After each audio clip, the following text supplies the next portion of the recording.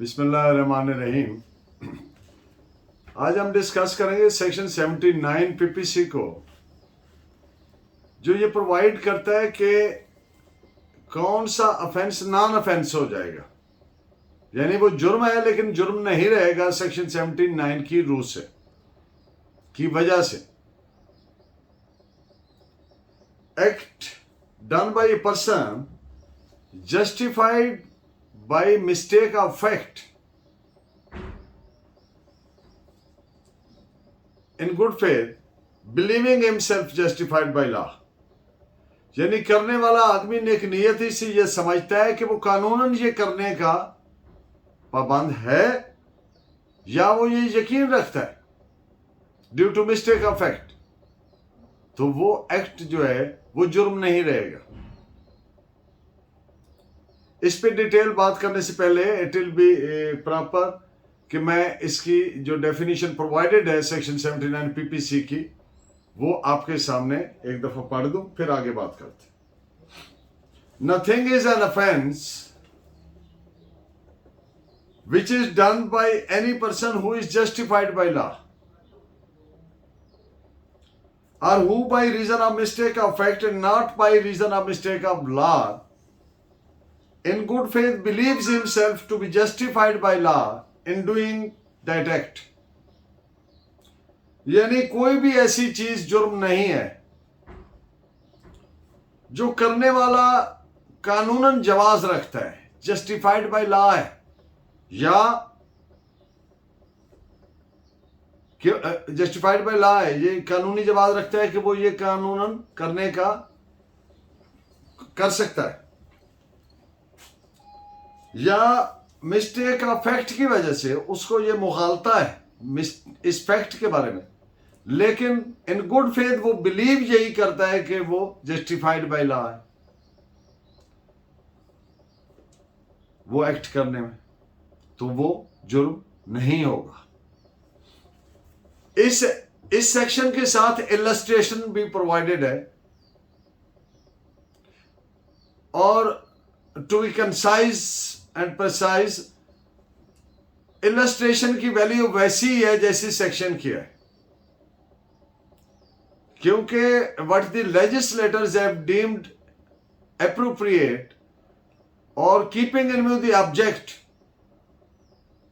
मकसद एक ही था उसको अनेक्टमेंट करने का कि ये वो पैरामीटर हैं, ये वो तरीकाकार है ताबीर व तशरी इस सेक्शन की कैसे करनी है।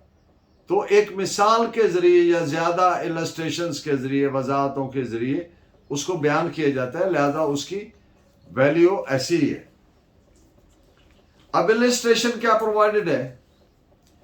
ए देखता है जेड को कमिट करते हुए कोई एक्ट, किसी फेल का इर्तिकाब करते हुए देखता है, और वो ये समझता है कि जेड जो है वो कत्ल कर रहा है, और ए ये समझता है कि जब कोई शख्स किसी दीगर शख्स को कत्ल करने लगे कर रहा हो तो वो ए जो है वो उसको गिरफ्तार करने का और फिर प्रॉपर अथॉरिटीज के हवाले करने का कानूनन जवाज रखता है। लिहाजा ए जेड को सीज करता है, काबू करता है, और फिर उसको प्रॉपर अथॉरिटीज के हवाले करता है। तो ए ने कोई जुर्म ना किया क्योंकि ये एक्ट जस्टिफाइड बाय लॉ है। सेक्शन 79 एक ऑफेंस को नॉन ऑफेंस कर देता है,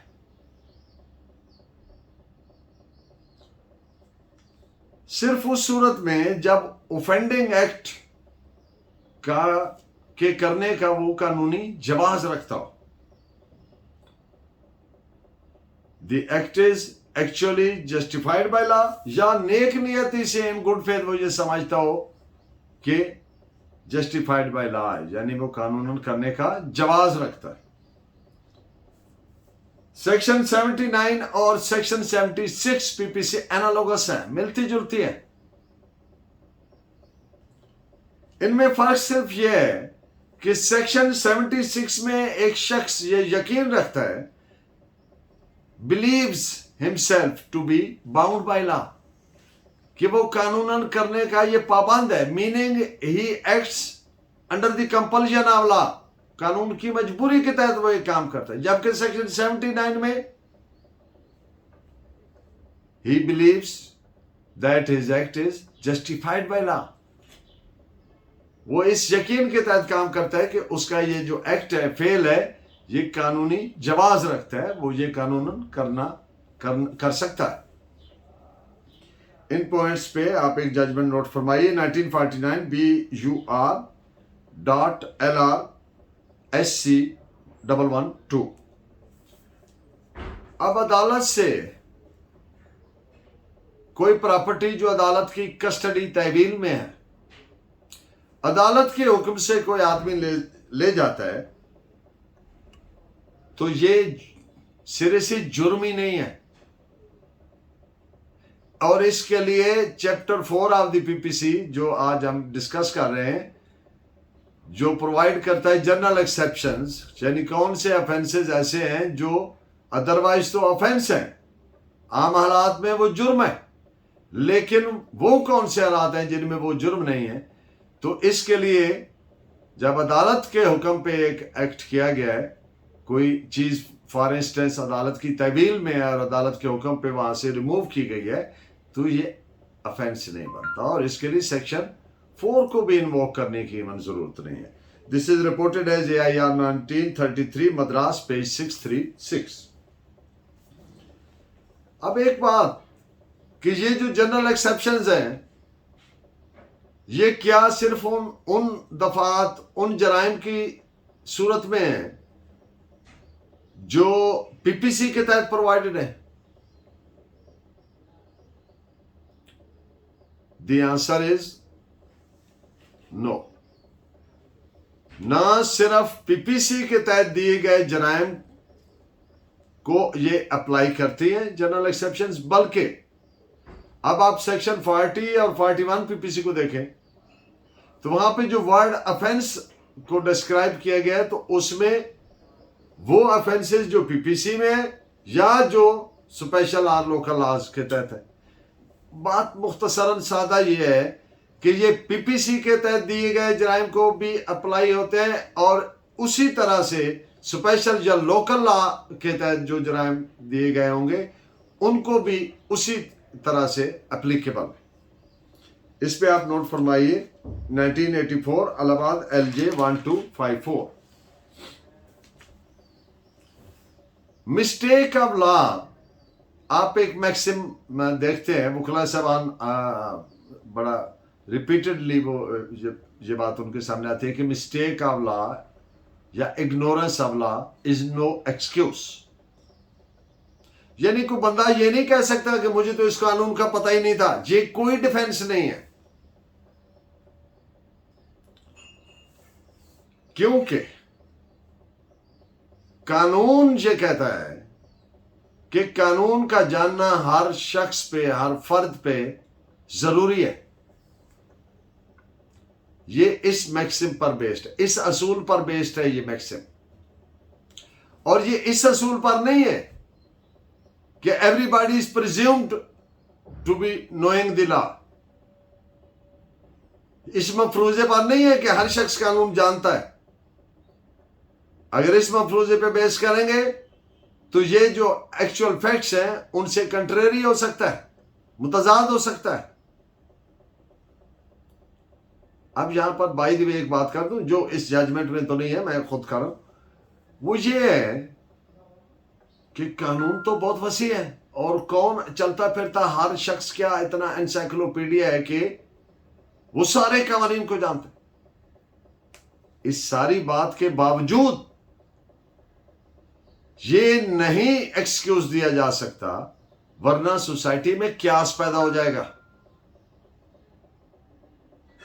फिर तो हर कोई कहेगा कि मुझे तो इस कानून का पता नहीं था जी, सॉरी मैं तो ये एक्ट कर बैठा। इसलिए ये किसी को भी डिफेंस नहीं दिया जा सकता कि जी इग्नोरेंस ऑफ लॉ थी इसलिए ये हो गया। तो इस पे आप नोट फरमाएं जजमेंट 1850 ब्रैकेट में 4cox.criminalcases408।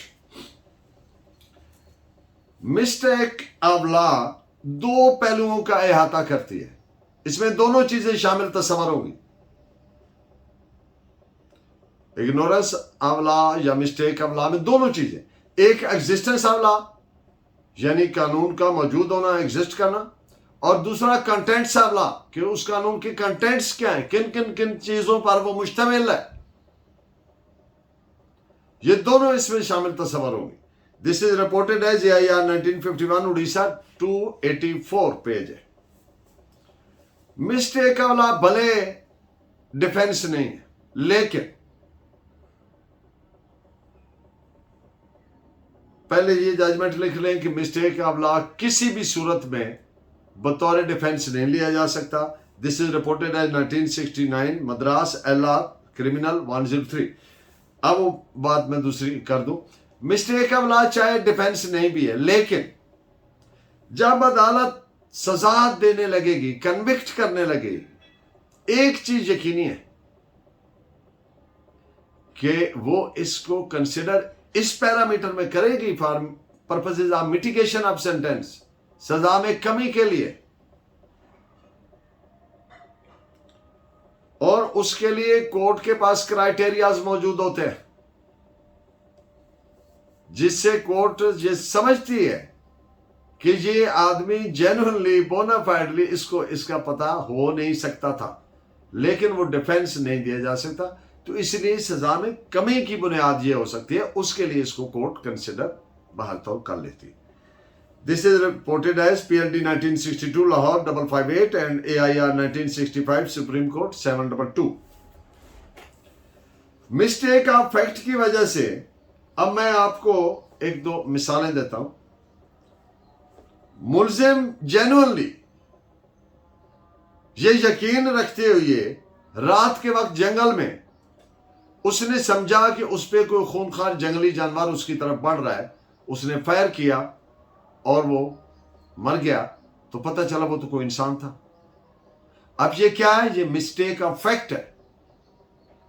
इस फैक्ट की डाउट हो गई, गलती हो गई कि वो तो जानवर है, तो ये चूंकि जेन्युइन था इसलिए ये प्रोटेक्टेड है, तहफ़्फ़ुज़ है। इस एक्ट को सेक्शन 79 इसको प्रोटेक्ट करता है, PPC का।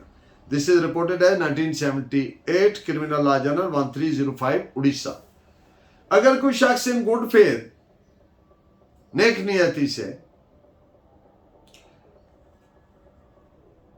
किसी ऐसे आदमी को जो उसके घर में घुसा है और जिसके घर में घुसा है वो समझता है ये मुझे कत्ल करने के लिए आ रहा है, वो आगे से फायर करता है, जिसके घर में घुसा है वो घुसने वाले पर फायर कर देता है और उसकी डेथ हो जाती है, और फायर इस यकीन के साथ करता है कि वो उसको कत्ल करने के लिए दाखिल हुआ, तो सेक्शन 79 का तहफ़्फ़ुज़ प्रोटेक्शन उस आदमी को हासिल होगी, यानी ये एक्ट जुर्म नहीं होगा, ये डिफेंस उसको प्ली जो है, लेकिन ये जितनी प्ली होती है इसको बात तो प्रूव करना होता है। This is reported as AIR 1947 Lahore page 249। अब मैंने गुजारिश की कि इसको प्रूव करना होता है, तो ये ओनर्स टू प्रूव किस पर होगा, बारे सबूत किस पर होगा। एक मोटी बात ज़हन में रखें कि जो इल्जाम लगाता है, he who alleges is to prove, जो इल्जाम लगाता है उसने साबित करना है। ओनर्स टू प्रूव उसी पर है, बारे सबूत उसी पर है। मुल्जिम ने अपनी बेगुनाही नहीं साबित करनी,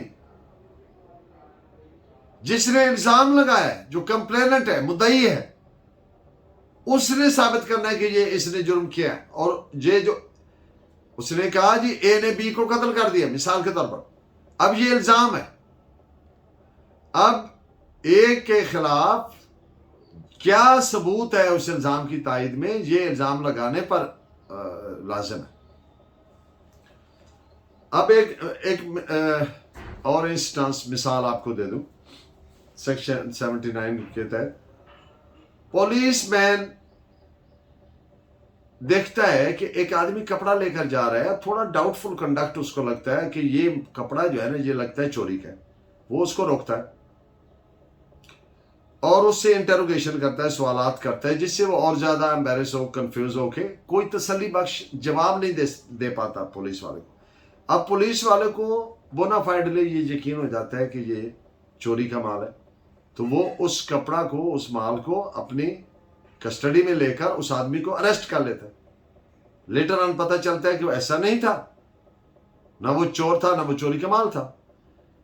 तो अब ये जो उसको अरेस्ट किया और रखा कन्फाइनमेंट में, चाहे वो 1 मिनट रखा, चाहे वो 1 घंटा या 1 दिन रखा, तो अदरवाइज तो ये जुर्म है, 1 मिनट भी नहीं रख सकता विदाउट लॉफुल जस्टिफिकेशन। लेकिन ये एक्ट जो चूंकि इस बिलीफ के तहत था, जो मैंने जैसा अर्ज किया, तो so it is protected under section 79 PPC. This is reported as 1888 ILR 12 Bombay 377. Thank you very much for watching. Keep guiding me by your valuable comments. Allah Negeban.